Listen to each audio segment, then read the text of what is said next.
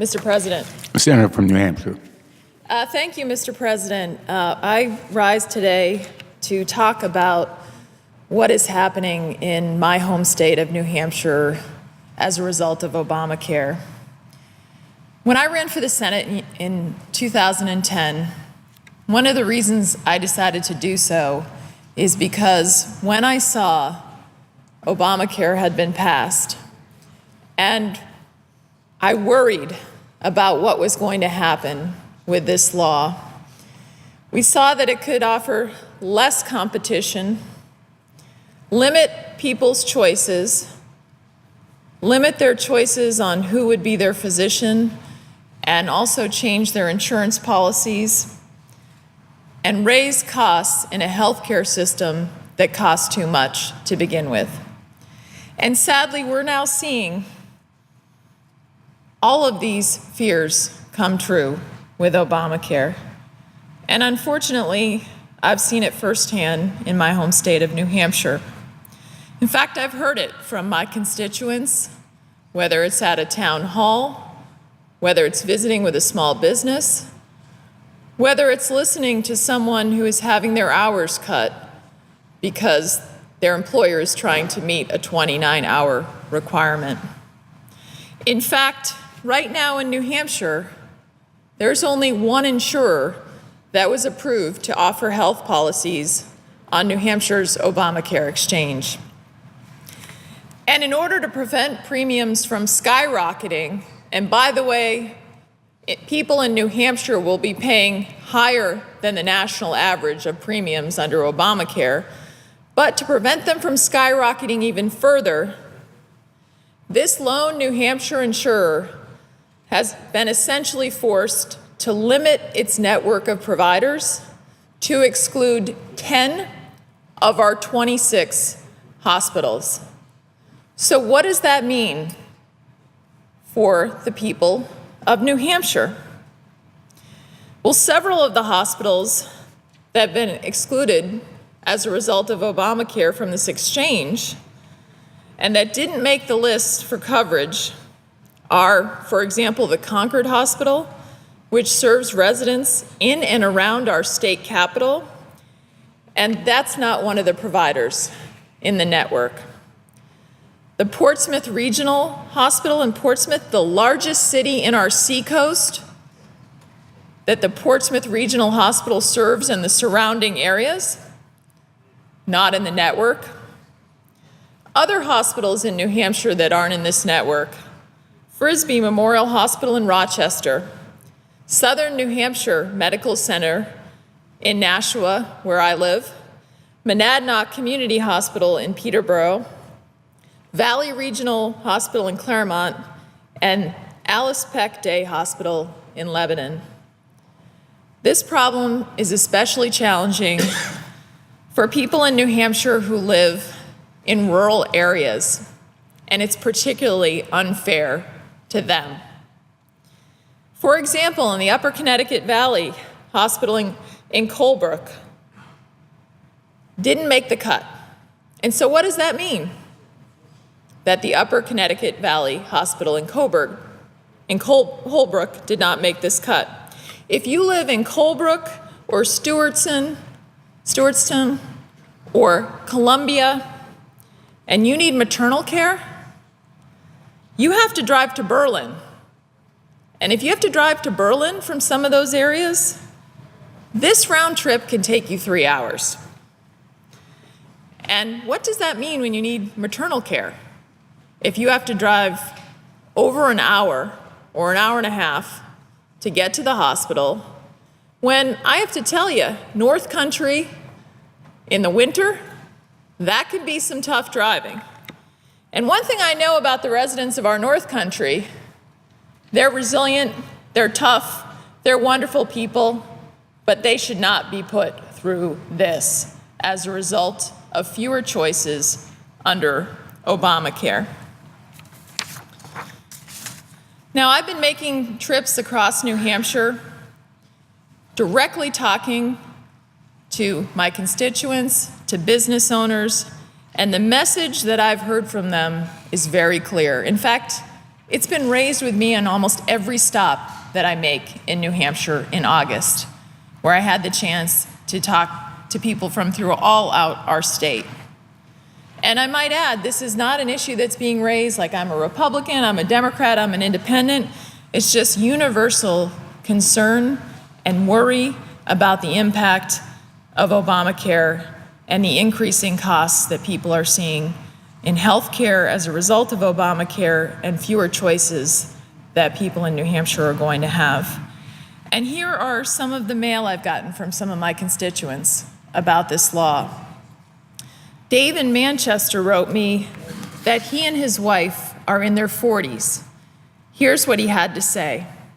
Our premiums went from quarterly in May to monthly as of June. No birthdays or changes in health.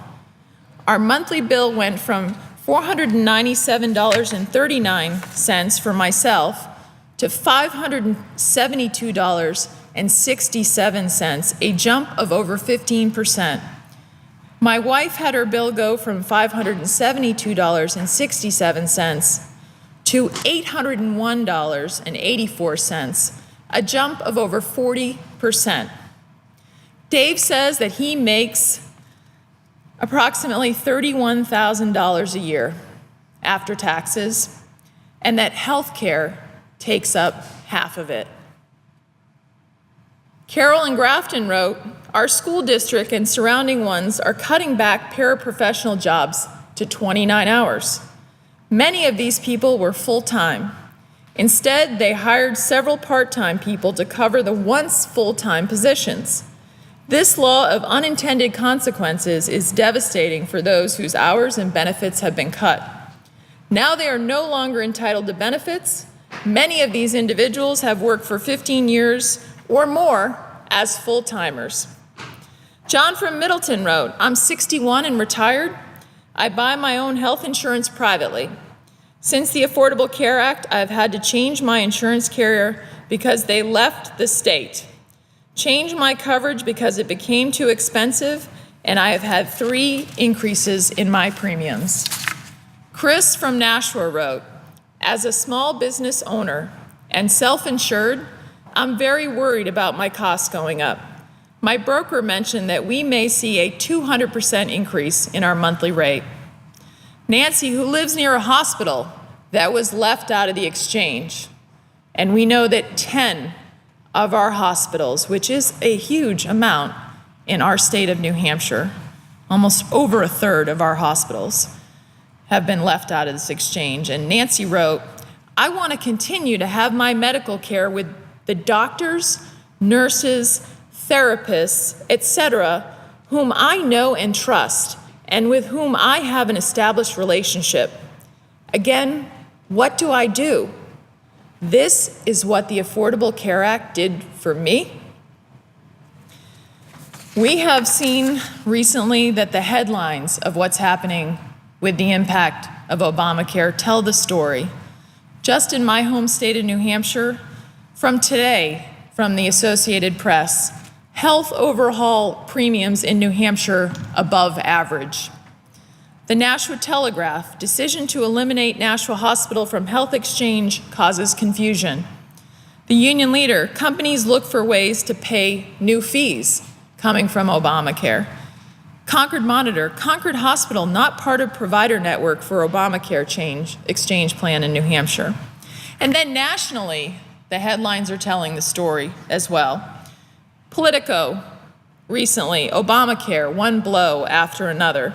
USA Today, family glitch in health law could be painful, could leave up to 500,000 children without coverage and cost families thousands of dollars.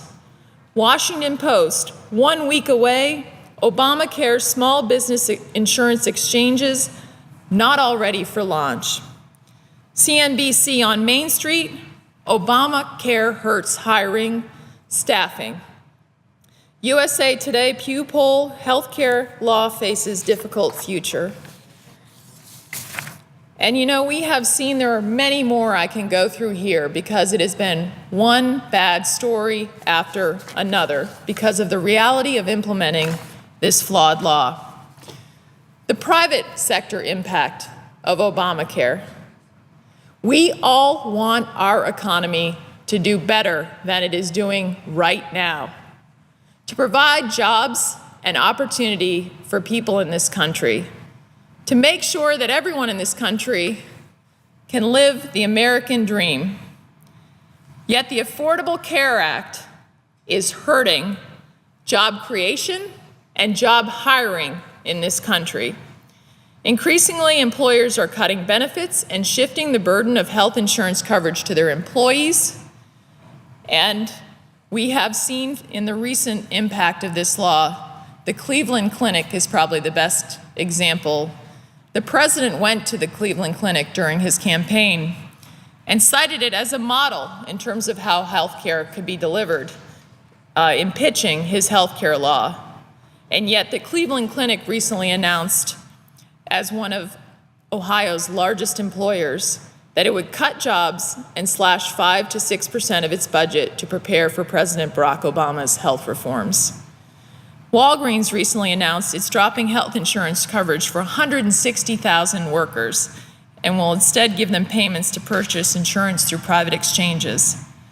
Time Warner and IBM plan to move retirees from employer-administered health plans to private exchanges, and we've seen similar stories from companies like Home Depot, Trader Joe's, that they're going to end coverage for part-time employees. UPS is dropping coverage for employee spouses. And in terms of the impact on jobs, what I've heard from companies in New Hampshire, from the smallest to the largest, is they want to do right by their employees. But the rising cost of premiums, the questions that have been raised by Obamacare, have put them in a position where they can't do what they want to do for their employees and their health care. And in many instances, they are forcing, because of higher costs, to not hire that next employee. And if you think about the structure of this law, that it applies to those that are 50 employees or more, some aren't going to open that next business or that next restaurant because they do not want to fall under this law. What kind of law would we pass here to deal with the issue of health care that actually makes it more difficult to hire people, that actually thwarts the private sector's desire to expand businesses? Or if you have one restaurant, to have a second restaurant. If you have one shop, to open up a second shop. The flaws in this law are not only that it reduces choices for consumers, but it's reducing the choices that people in this country have for jobs, which is wrong. But I think the best critic that we've seen of the law actually came from President Obama's supporters. And that's the Teamsters Union, the United Food and Commercial Workers International Union, and Unite Here. They recently wrote the president and said, "We can no longer stand silent in the face of elements of the Affordable Care Act that will destroy the very health and well-being of our members, along with millions of other hardworking Americans." They've also expressed concerns that this law will destroy the 40-hour work week.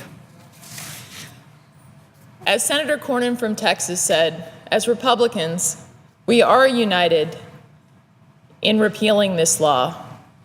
We are united in wanting to defund this law and wanting to make sure that we can replace this law with common sense reforms that drive down health costs, increase competition for insurance companies, and give people more choice while making sure that we do not interfere with the doctor-patient relationship, that if you like your doctor, you can keep your doctor, which we are now seeing is not true, unfortunately, under Obamacare. And I will do everything I can to make sure that we repeal this law, to make sure that we make any types of reforms we can to this law, to ensure that people have choice, that they can keep their doctor, and that health care is affordable for people in this country. However, I do not support shutting down the government in order to defund this law. And so while some of my colleagues have urged us to shut down the government, and they haven't said it in this term, they've said we don't want to shut down the government, but the reality is they've asked us to vote against a bill that is coming over from the House that will defund Obamacare, will continue the funding for the government. And if we were to vote as a bloc against that bill and against ending debate on that bill, then the result could be to shut down the government. And while Americans are opposed to Obamacare, what we have seen in a poll as recently as today is that 80% of Americans say threatening a government shutdown during a budget debates is not an acceptable way to negotiate.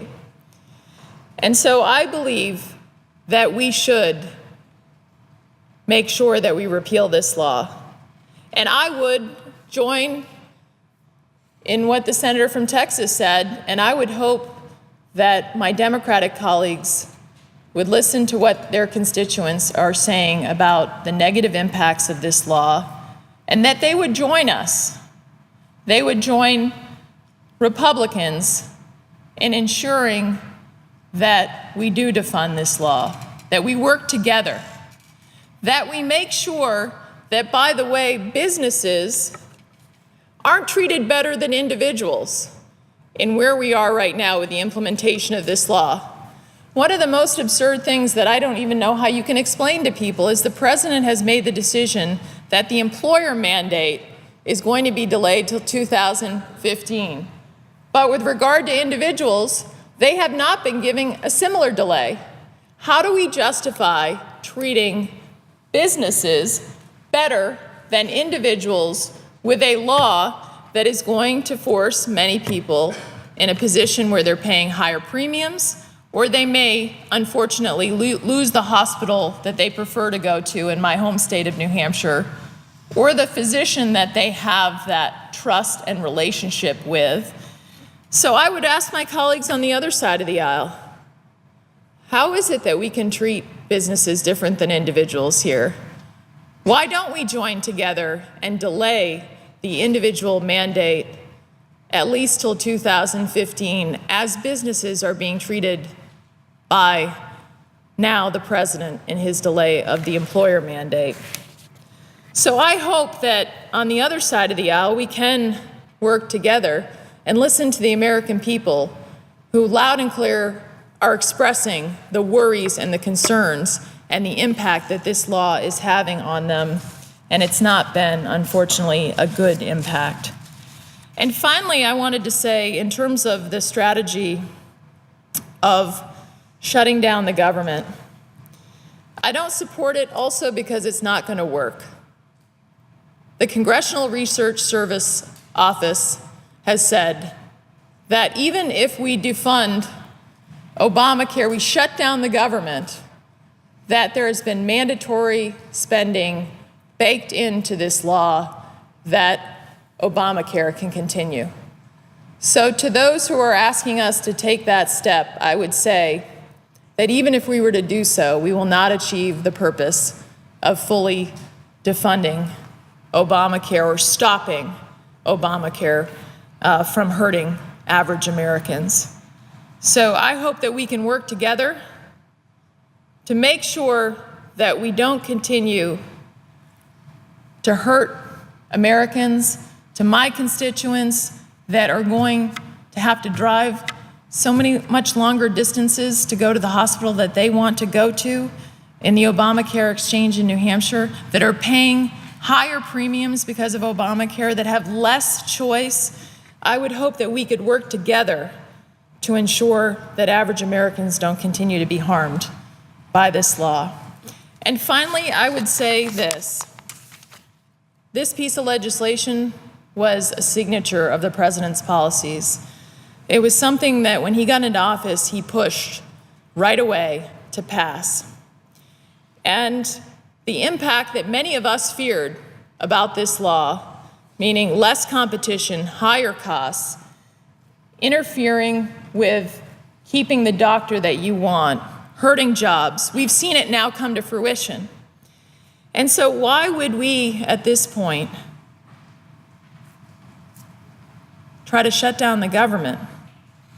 Why would we, at this point, give the president, as his own former press secretary said on Meet the Press this weekend, a president from a White House perspective who's had 3 fairly forgettable weeks at the White House, right?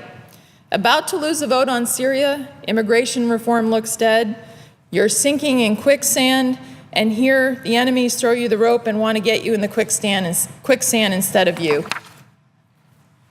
Why would we put ourselves in a position where we would shut down the government over a law that is the president's signature piece of legislation to hand him a lifeline on this issue by hurting average Americans, such as our military that could be impacted by a government shutdown, such as our veterans that could be hurt by a government shutdown, such as average air travel that could be impacted by a government shutdown. And by the way, the last time we shut down the government, it cost us more to reopen the government, $1.4 billion more than what it would have cost to just run the government. So from a fiscally conservative perspective, it doesn't make any sense either. So I would urge my colleagues on the Republican end, we are united in repealing and replacing Obamacare. Let's work together to do that. Let's work together while keeping the government going forward with responsible spending levels. Let's not forget we're $17 trillion in debt and let that debate get sidelined by this debate of Obamacare. And finally, to my colleagues on the other side of the aisle, you've been hearing many of the same stories from your constituents.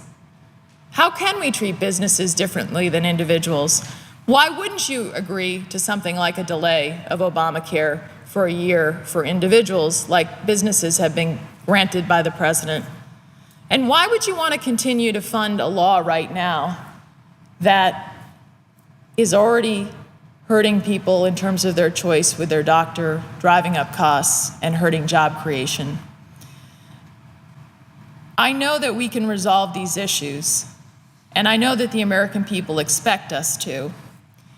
And I think that we can do this in a way that helps address health care costs, coverage, and in a more responsible way than Obamacare has done, allowing people to keep the doctor that they have chosen and allowing people to have greater choice and competition. Thank you, Mr. President.